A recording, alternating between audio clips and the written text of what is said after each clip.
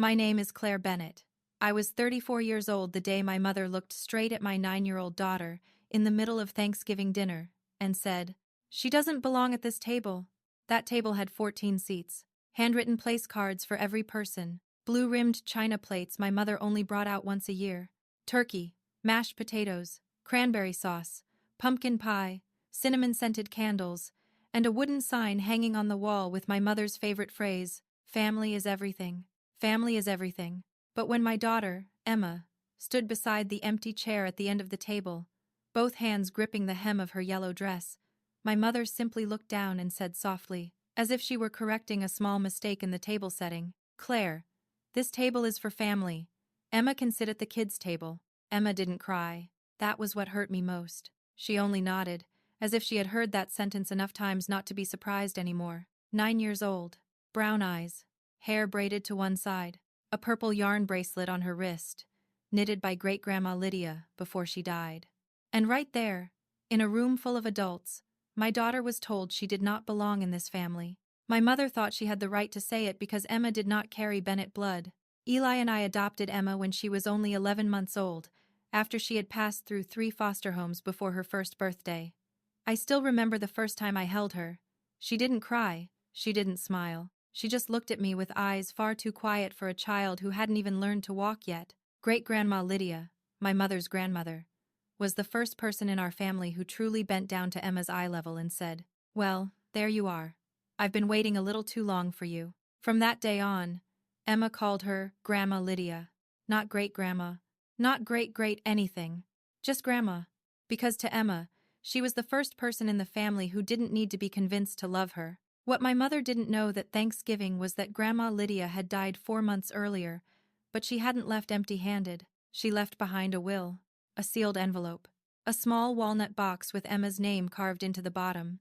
And in her final will, the first name was not my mother's, not Uncle Richard's, not Aunt Elaine's, not any of the biological children who had spent the entire fall whispering about the lake house, the investment accounts, and the heirloom jewelry. The first name was Emma Rose Bennett, my daughter, 9 years old. The child my mother had just said did not belong at the family table. 38 minutes after that sentence, Grandma Lydia's attorney walked into the dining room with the original will, and my mother began to understand that she had just sent the legal owner of the lake house away from her own Thanksgiving table. But before I tell you what happened when the will was opened in front of 14 members of the Bennett family, welcome back to Blue Drama Stories. If you have ever watched an adult make a child feel like an outsider in their own family, comment one word that describes that feeling, and make sure you subscribe, because this Thanksgiving dinner did not end with pumpkin pie. It ended with one sentence in a will that made the entire room go silent. Now, to understand how my mother could say that to a 9-year-old child without her voice even shaking, I need to take you back 8 years, to the day Eli and I brought Emma home for the first time. It was a cold March afternoon, the Minnesota sky gray as lead. Emma sat in the car seat behind us, holding an old stuffed rabbit that the social worker said was the only thing that had traveled with her through all 3 foster homes. Eli drove very slowly. I sat in the back beside Emma, afraid to touch her too much because the adoption counselor had told us, some children need time to believe that adult hands don't always take something away. When we arrived home, Grandma Lydia was already standing on the porch. She was 86 then, her back slightly bent, her white hair pinned low, one hand resting on a wooden cane. My mother, Patricia, stood beside her, arms crossed over her chest, wearing a polite but distant smile.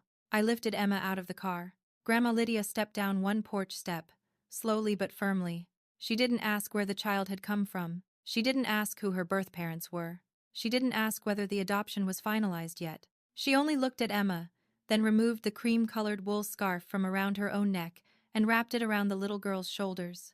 "It's too cold," she said. "A child in the Bennett family doesn't stand outside in weather like this." My mother gave a small laugh. "Mom, we still don't know if everything is official." Grandma Lydia didn't look at her. She only said, "Some things don't need a court to become true." That was the first time my mother fell silent because of Emma. It would not be the last. Over the next 8 years, Emma grew up between 2 very different kinds of family. In our home, she had photos on the fridge, her own cup in the kitchen, a coat hook with her name on it in the hallway, and a small chair by the window where she liked to sit and draw on Sunday afternoons. Eli always said, kids need to know which things in a house belong to them. Not because the things matter, but because belonging matters. So we did the small things on purpose. On her first birthday after the adoption, we hung a pale pink banner that said, "Welcome home, Emma."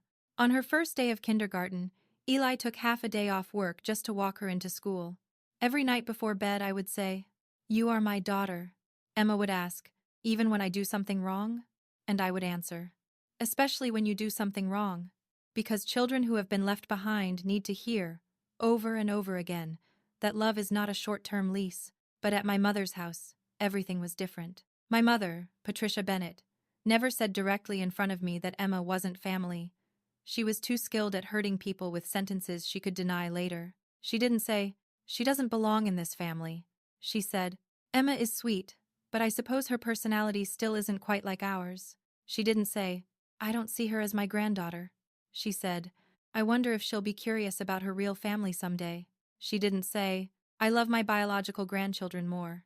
She simply bought personalized gifts for her two biological grandchildren, Sophie and Jacob, while Emma received gift cards. Sophie was Aunt Elaine's daughter. Jacob was Uncle Richard's son. Both of them were biological grandchildren, grandchildren of the right bloodline, in the way my mother never had to say out loud because everyone understood. The Christmas Emma was 3. Sophie received a small silver bracelet engraved with S.B. Jacob received an expensive wooden train set. Emma received a stuffed bear with the clearance tag still attached, and the card said, "For the little girl." No name. I asked my mother, "Mom, you didn't write Emma's name?" She blinked, as if I had just made everything uncomfortable. "Oh, Claire, you're being too sensitive. She's 3. What does she know?" But Emma knew. She stared at that card for a long time, then asked me on the ride home, "Mommy, why doesn't Grandma Patricia remember my name?" I lied. I told her Grandma was probably in a hurry. I hated myself for saying it. When Emma was 5, at Jacob's birthday party, the whole family gathered in front of the cake for a photo. My mother called out, "Sophie, Jacob, come here with Grandma." Emma ran over too. My mother put one hand on Sophie's shoulder and the other on Jacob's, then said, "Emma, why don't you stand over there with your mother? This picture is for me to send to the Bennett family group." I felt Eli go rigid beside me. I saw Grandma Lydia, 90 years old by then, sitting in the chair by the window, set down her teacup very slowly. She called out, "Emma, come here to Grandma Lydia." Emma ran to her. Grandma Lydia pulled her close, stood her in front of her chair, placed both hands on Emma's shoulders, and said to the person holding the camera, "Take one of the two of us. If Patricia needs a family picture, then this is family too." My mother forced a smile. No one else said anything. That was what made it last so long, the silence of everyone else. Uncle Richard saw it. Aunt Elaine saw it. Elaine's husband, David, saw it. Everyone saw the way my mother kept Emma at the edge of the frame, the edge of the dinner table, the edge of the story. But because it wasn't loud, no one wanted to call it cruel. Only Grandma Lydia named it for what it was. One summer afternoon, when Emma was 6, Grandma Lydia took her into the backyard, where she grew lavender and cherry tomatoes. I was standing at the kitchen sink washing glasses, listening through the open window. Emma asked, "Grandma Lydia, if I wasn't born into our family, am I still family?" Grandma Lydia answered immediately, "Sweetheart, people don't just fall from a mother's body into a dinner chair and automatically know how to love each other. Family is the person who keeps setting a chair for you, again and again." I stood there with my hands in dishwater and cried without making a sound. 3 months before she died, Grandma Lydia called me to her lake house. It was a wooden house on Lake Marin, a little over an hour outside the city. The Bennett family had spent summers there for 40 years, and my mother always called it the center asset of the family. Grandma Lydia was sitting on the porch, wrapped in a wool blanket, her breathing shorter than it used to be. On the table beside her was a small walnut box. "Claire," she said, "your mother is not going to change just because I die." I didn't know how to answer. She placed her hand on the box. "So I've made preparations. When I'm no longer here, Emma will still have a chair that no one can pull away." I sat down in the wicker chair across from Grandma Lydia. Lake Marin was calm in front of us. The late autumn water was silver gray, so still that the bare trees on the opposite shore looked like they were planted upside down in another world. Grandma Lydia stared out at the lake for a long time before she spoke again. "I've lived long enough to know people don't become fair just because there's been a funeral." I looked at the walnut box on the table. It was smaller than a jewelry box, but heavier than I expected when she pushed it toward me. A tiny lavender flower was carved into the lid. On the bottom of the box, Emma's name was engraved in delicate letters, Emma Rose Bennett. I ran my fingers over the words. "You made this for Emma?" "No," she said. "Your grandfather did, before he passed. But I'm the one who decided what it would be used for." Great-Grandpa Thomas had died 10 years earlier. He had been a carpenter, a quiet man, and he had built nearly every piece of woodwork in the lake house. I didn't remember much about him, but I remembered the smell of sawdust on his jacket and the way he always left an empty chair beside him for any child who wanted to sit close. Grandma Lydia opened the box. There was no jewelry inside. Only 3 things: a cream-colored envelope sealed with red wax, a small key tied to a purple ribbon, and an attorney's business card. Margaret Ellis, estate attorney. I looked at her. "Grandma, what is this?" "It's what I should have done a long time ago." Her voice didn't shake, even though her hand trembled slightly against the edge of the blanket. "Your mother will never truly see Emma as her granddaughter. Not because Emma isn't lovable, not because Emma is missing anything, but because Patricia needs to believe blood makes her above other people." I wanted to object by instinct. Wanted to say, "Mom is just difficult. Mom just needs time. Mom is from a different generation," but I had been saying those things for 8 years. And they could no longer protect Emma. Grandma Lydia looked at me as if she could hear the words I hadn't said. "Claire, you don't have to apologize for your mother anymore." That sentence made me lower my eyes, she continued. "I changed my will 6 months ago. Margaret Ellis finalized everything. The lake house, the investment account Thomas left behind, and the Bennett family lavender jewelry set will be placed into the Lydia Thomas Family Trust." I looked up. "A trust?" "Yes. You will be the trustee until Emma turns 25. For a moment, I almost didn't understand. "Emma is the beneficiary?" Grandma Lydia smiled faintly. "Emma is the first name listed." My throat tightened. "Are you sure?" She laughed, but the sound was short and tired. "Claire, I'm 92 years old, not stupid. I know exactly what I'm doing." I set the box back on the table. "Mom is going to lose her mind. Probably. Uncle Richard will say Emma has no right. Richard talks more than he thinks. Margaret can handle him. Aunt Elaine will say I manipulated you. Elaine has been talking badly about people since she was 17. I survived it." I laughed, even though I was crying. Grandma Lydia placed her hand over mine. "Listen carefully. I'm not doing this to punish Patricia. I'm doing it because Emma needs to know that at least one person in this family saw her clearly." She pushed the envelope toward me. "This is a letter I wrote to Patricia. Don't open it now. Don't read it ahead of time. It must be opened when Patricia proves I was right." "When would that be?" She looked straight into my eyes. "When your mother excludes Emma in front of the family. Not with a small comment in the kitchen, not with a bitter little text. Publicly, clearly, loud enough that no one can pretend they didn't hear." I looked at the key. "And this?" "The key to the lake house. I changed the locks last week." I froze. "Mom has the old key. It won't work anymore."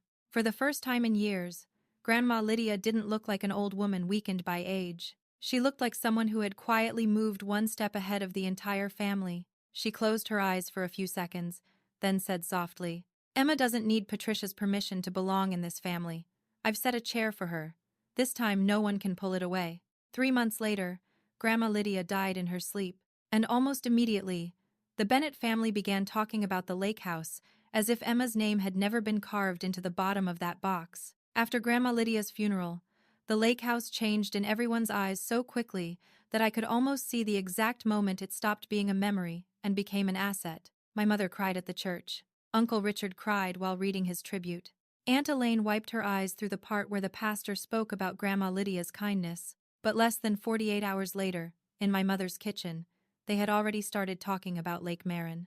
Not about how Grandma Lydia used to sit on the porch every morning with a cup of mint tea. Not about the wool blanket she always draped over Emma's shoulders. Not about the lavender she had planted along the walkway. They talked about lakefront property values. About property taxes. About the house being too large to sit empty. About the possibility of renting it out for the summer. Uncle Richard said, "If we sell at the right time, it's worth at least $1.2 million. Aunt Elaine said, "Selling would be a shame, but Airbnb makes sense. That house could pay for itself." My mother sat at the head of the table, still holding her coffee cup, her face carrying the exhaustion of the funeral. But when she heard the number, her eyes became more alert. We need to wait for the attorney to read the will, I said. Everyone turned toward me. My mother sighed. Claire, my mother wouldn't do anything strange. That house is Bennett family property. I placed my hand around the glass of water in front of me. Grandma Lydia was a Thomas before she was a Bennett. My mother stared at me for a long time. What are you saying? I'm just saying we should wait for the attorney. No one liked that sentence. Because in my family, wait for the attorney sounded a lot like, don't start dividing something you're not sure belongs to you. 2 weeks later, my mother started sending messages about Thanksgiving. The first message was normal enough. Thanksgiving at my house this year. 5 p.m. Let me know what you're bringing. The second message went into the family group chat. The main table only has room for adults and the older grandchildren. The little kids will sit at the side table. Emma was sitting beside me on the sofa at the time, working on her reading homework. She looked at my phone screen and asked, "Am I a little kid or an older grandchild?" I didn't know how to answer. Emma was 9. Sophie was 10. Jacob was 8. I knew Sophie would be seated at the main table because Patricia liked calling her a little lady. I knew Jacob would be seated at the main table because Uncle Richard would say, he won't sit at the kids' table. And Emma would be placed wherever caused my mother the least explaining. I said, "You'll sit beside me." Emma nodded, but she didn't smile. That night, Eli opened the bottom drawer of the filing cabinet.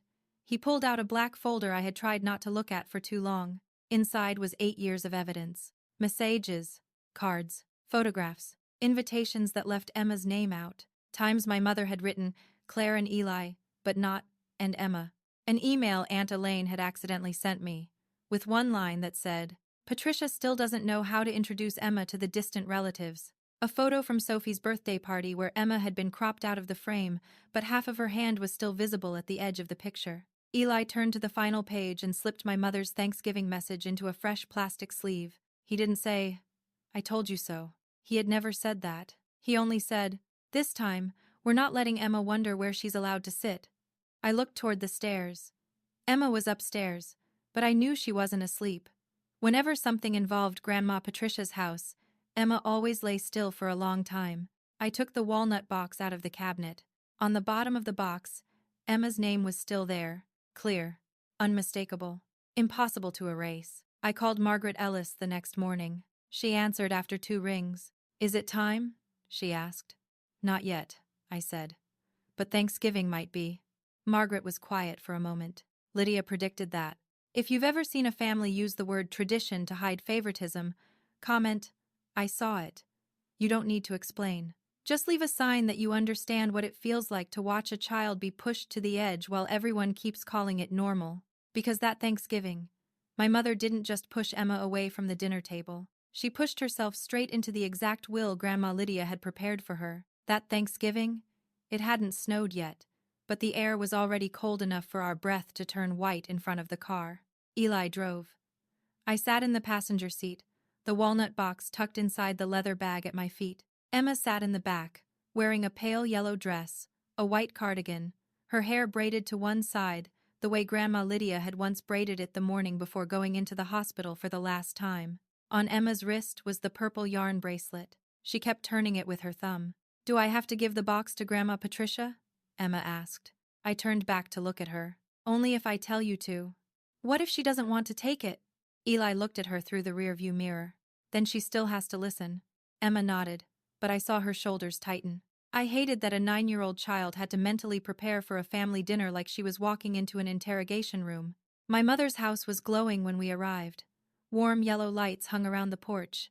An autumn wreath was on the door. On the front steps sat 3 large pumpkins, beautifully arranged, each one carved with a grandchild's name. Sophie, Jakob, welcome family. No, Emma. Eli looked down at the 3 pumpkins, then looked at me. He didn't say anything. He didn't have to. My mother opened the door after the second ring. She wore a cream-colored knit dress, her hair pinned low, and around her neck was Grandma Lydia's pearl necklace. I recognized it immediately. It was the necklace Grandma Lydia had once said she would leave to the person who knows how to keep memories, not just objects. My mother looked at me, then Eli, then Emma. "Claire, Eli, come in. It's cold." Emma took 1 step forward. "Happy Thanksgiving, Grandma Patricia." My mother smiled for exactly half a second. "Yes, you too." No hug. No bending down. "No, sweetheart."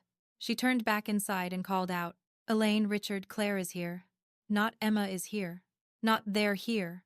Just me. Inside, the house smelled like turkey, butter, cinnamon, and hot apple cider. Aunt Elaine was arranging cornbread in the kitchen. Uncle Richard sat in the living room, holding a glass of whiskey, talking to Jacob about basketball. Sophie was helping place candles on the table. When Sophie saw Emma, she waved. Emma, come look at the place cards I made. Emma walked over. On the long dining table were small name cards written in dark blue ink. Patricia, Richard, Elaine, David, Claire, Ellie, Sophie, Jacob, a few other relatives.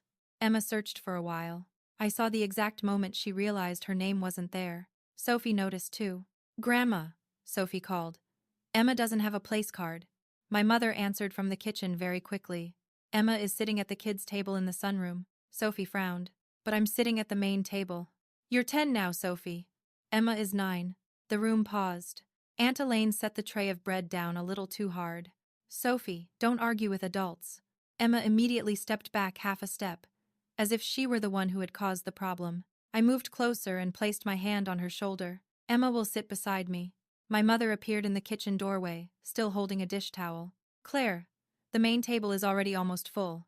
I looked at the empty chair at the end. There's a seat. My mother smiled, the kind of smile she used when she wanted to remind me that she was still the hostess. That seat is reserved in memory of Grandma Lydia. I looked at the chair. There were no flowers, no photograph, no candle.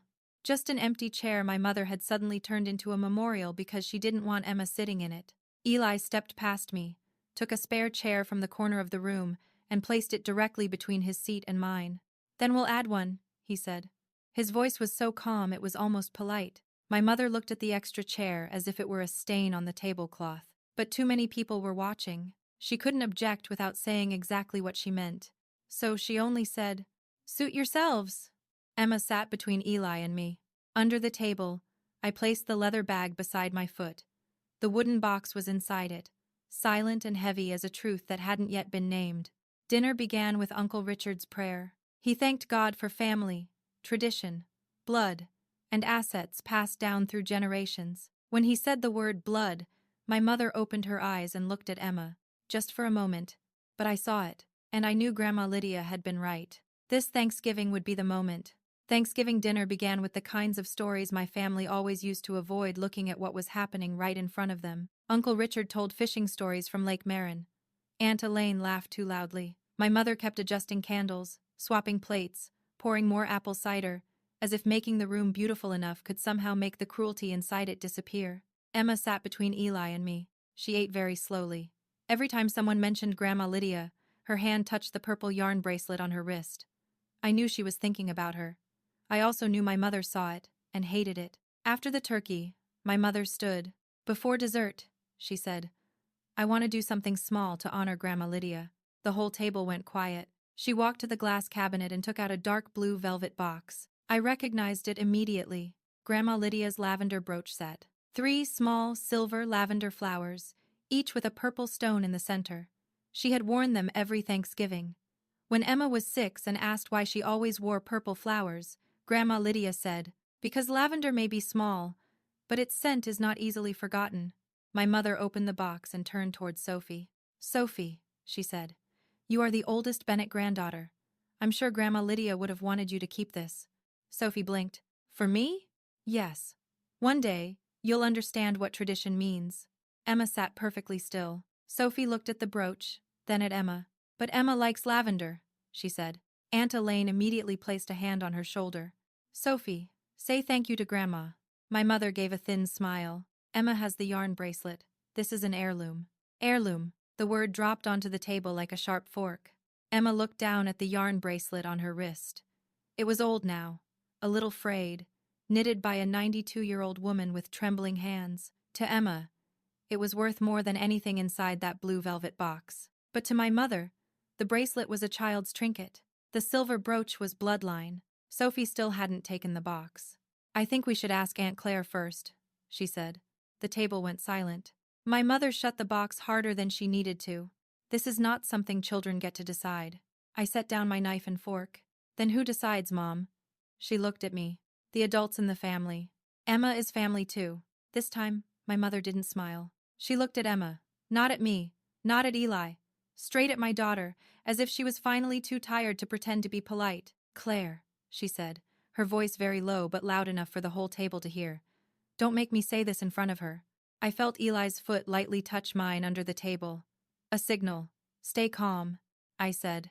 You already started. My mother placed the velvet box on the table. Emma is your daughter. I understand that. I respect that. But she is not a Bennett the way Sophie and Jacob are Bennetts. She does not belong at this table in the same way. No one breathed. Emma didn't cry. She just stared down at her plate, her shoulders folding inward. That was the moment Grandma Lydia had predicted. Not a comment whispered in the kitchen, not a bitter little text. A public sentence, in front of 14 people, at the Thanksgiving table. Uncle Richard looked into his wine glass. Aunt Elaine looked at Sophie. David looked out the window. No one said a word. Except Sophie. You're wrong, Grandma, she said very quietly. My mother turned sharply toward Sophie. You don't understand adult matters. Sophie answered. I understand that Emma is sitting right here. I turned to Emma. Are you okay? Emma nodded, but her voice was so small it almost disappeared. I want to go home. I nearly stood up right then, but inside the leather bag by my feet, the walnut box was sitting quietly, and inside that box were Grandma Lydia's letter, a copy of the will, and the key to the lake house my mother thought she was about to decide the future of. I had promised Grandma Lydia I would only open it when Patricia proved she was right. She just had. I bent down, took the box out of my bag, and placed it on Emma's lap. Do you remember what Grandma Lydia told you? Emma looked at me, then at the box, then toward my mother. She took a shaky breath. I give the box to Grandma Patricia when she forgets to set a chair for me. That's right. If you've ever wished someone who had passed away could come back, stand in the middle of a room, and say the truth they never got to finish saying while they were alive, stay with me. Because Grandma Lydia did exactly that. Emma slid down from her chair, held the box with both hands, and walked slowly around the dining table. When Emma placed the box in front of my mother, her voice was small but clear. Grandma Lydia told me to give this to you when you said I didn't belong in the family. The color drained from my mother's face. My mother looked at the box as if it had just stained the tablecloth. What is this? She asked. Emma stood in front of her, both hands resting at the sides of her dress. Grandma Lydia told me to give it to you when you said I didn't belong in the family. No one touched their food anymore. My mother placed her hand on the lid. When she saw the lavender flower carved into the wood, her face changed. She recognized it as something Thomas had made. In the Bennett family, anything made by Thomas was never used for something small. The lid opened. Inside was a cream-colored envelope, a small key tied with a purple ribbon, a copy of the will, and an old photograph. Grandma Lydia sitting on the porch of the lake house, Emma on her lap, both of them smiling. My mother looked at the photo, then at Emma, then at me. How long have you had this? Since before Grandma Lydia died. Uncle Richard pushed his chair back. Let me see that. I answered, no. He froze. Claire, those are family documents. Yes, and Grandma Lydia's attorney is here to explain them. Right then, the doorbell rang. Eli went to answer it. A minute later, Margaret Ellis walked into the dining room, wearing a charcoal wool coat, carrying a black document case. My name is Margaret Ellis, she said. I represent the estate of Lydia Thomas Bennett. My mother shot to her feet. No one invited you into my house, Margaret answered calmly. Mrs. Lydia invited me in writing. If the box was opened during a family gathering, I was instructed to be present to authenticate the documents. My mother picked up the envelope. On the front was Grandma Lydia's handwriting. Patricia, read this when you forget where Emma belongs. She shook her head. No, I'm not reading this. Margaret opened her case and took out a copy. In the event Patricia refuses, Lydia instructed Claire to read it instead. I stood. Emma looked back at me. I placed a hand on her shoulder. Go sit with Dad, sweetheart. Emma returned to Eli's side. I opened the letter. Patricia, I read, if you are hearing this letter in front of the family, it means you have done the very thing I hoped you would not do.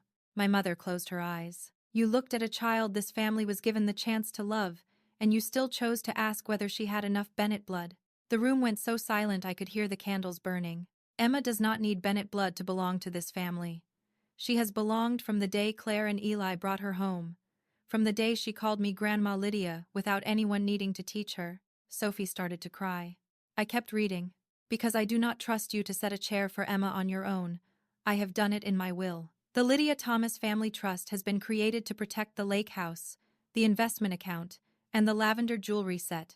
The first beneficiary is Emma Rose Bennett. Claire will serve as trustee until Emma turns 25. My mother opened her eyes. That's impossible.